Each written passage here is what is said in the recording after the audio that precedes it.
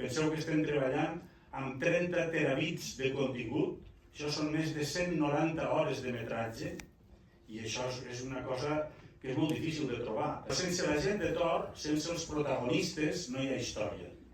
Això mos passa a Crims, mos passa a tot el que fem, i amb Tor encara més. I veureu que hi són tots. Sí, tots els que surten, evidentment, en tenim ganes, i els que no han volgut no han sortit. Hi ha algú que no ha sortit? N'hi ha, però dels importants no. No. Dels importants no. N'hi ha un que al capítol 7 sortirà una mica a càmera oculta perquè no ha volgut que el gravéssim, però té un paper fonamental i li mantindrem l'anonimat. Per això us passen 3 personatges. Per què ha dit que no volia sortir? Perquè és un contrabandista actiu.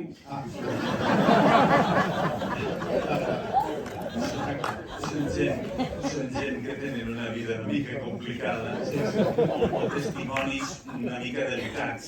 Llavors, ells tenen por, alguns d'ells, allà dalt, per el que diuen i tot això, però això ja arribarà. Què veurem de nou? Veurem una actualització. El llibre anterior s'acabava el 2005, aquest llibre s'acaba a principis del 2024. A la sèrie, igual, el que havia sortit a la tele era el 30 minuts que vam emetre per primera vegada l'any 97, aquesta sèrie ho completa tot. O sigui, televisivament no havíem tret res encara, surt ara. I el podcast igual, també el contingut del podcast s'acabava el que havia passat el 2005. Tot el que hi ha a la sèrie, molta de la cosa que hi ha a la sèrie és nou. També és cert que al llarg de tots aquests anys hem entrevistat més de 70 persones, amb la qual sempre surt coses noves.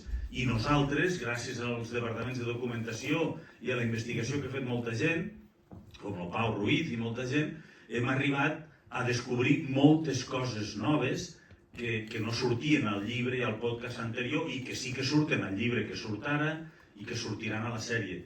Nosaltres hem treballat amb 3 famílies d'imatges. Les imatges d'arxiu i històriques, que són tot el que veieu que ve del Departament de Documentació de Televisió de Catalunya i d'algun altre departament, però sobretot del Departament de Documentació de TV3, que és impressionant, o sigui, hem fet una labor increïble.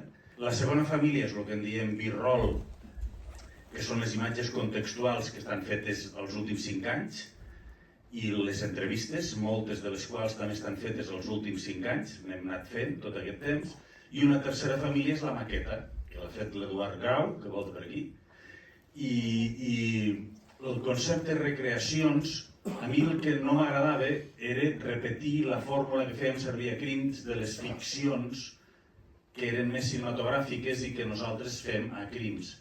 Aquí em va semblar que la maqueta podia ser un element que està entre la realitat i el conte, i intento traslladar-li a la gent la informació i el contingut tal qual m'ha arribat a mi i tal qual m'ha portat a mi a treure les meves conclusions. I amb això el que faig és intentar ser molt honest amb el públic.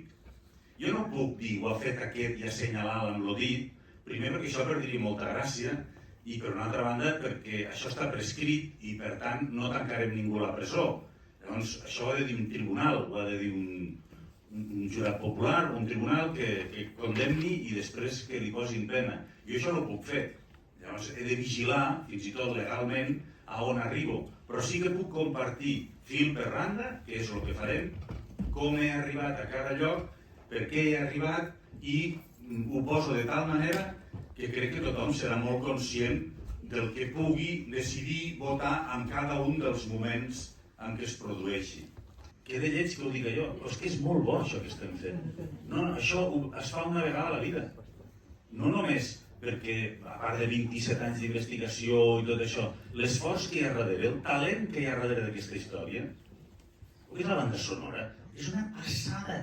Aquí l'Eloi Cavaller i l'Aleix amb sou, xereu, és que us hauríem d'aplaudir vosaltres. O la sintonia del Roger Mas, és algo absolutament espectacular. La foto, els directors de foto que han anat allà dalt, la maqueta, increïble. Però llavors, quan tot això ho poses junt, si estaves amb un 10, se'n va amb un 100. Quan això s'emeti, que jo espero que agradi molt i la gent li agradi, tot aquest interès de les plataformes es multiplicarà. Llavors, no hem de córrer, calma i paciència, ja ho farem.